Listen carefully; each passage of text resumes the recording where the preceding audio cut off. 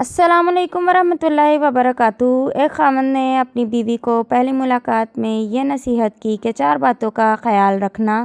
पहली बात ये कि मुझे आपसे बहुत मोहब्बत है, इसलिए मैंने आपको बीवी के तौर पर पसंद किया।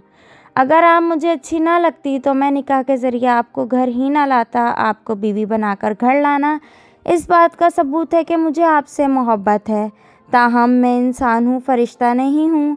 अगर किसी वक्त मैं गलती कर बैठूँ तो तुम मुझसे चश्मपोशी कर लेना, छोटी मोटी कोताहियों को नज़रअंदाज कर देना।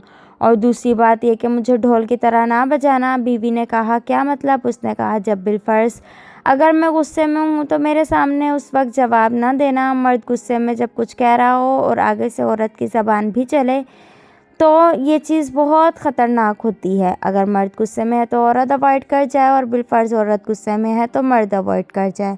दोनों तरफ से एक वक्त में गुस्से में आ जाना यूँ है कि रस्सी को दोनों तरफ से खींचने वाली बात। एक तरफ से रस्सी को खींचो और दूसरी तरफ से ढीला छोड़ दें तो वो रस्सी नहीं टूटती। अगर दोनों तरफ से खींचे तो फिर खिंच पड़ने से वो रस्सी टूट जाती है।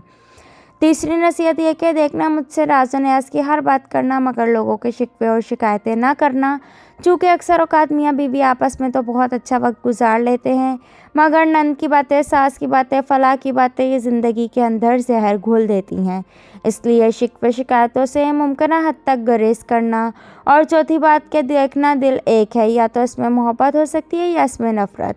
एक वक्त में दो चीज़ें दिल में नहीं रह सकती। अगर खिलाफ़ असूल मेरी कोई बात बुरी लगे तो दिल में ना रखना, मुझसे जायज़ तरीक़े से बात करना, क्योंकि बातें दिल में रखने से इंसान शैतान के वसवसों का शिकार होकर दिल में नफ़रतें घोलता है और ताल्लुक़ ख़राब होकर ज़िंदगी का रुख बदल देते हैं। फ्रेंड्स, वीडियो अच्छी लगे तो चैनल को सब्सक्राइब करें। तब तक के लिए अल्लाह हाफ़िज़।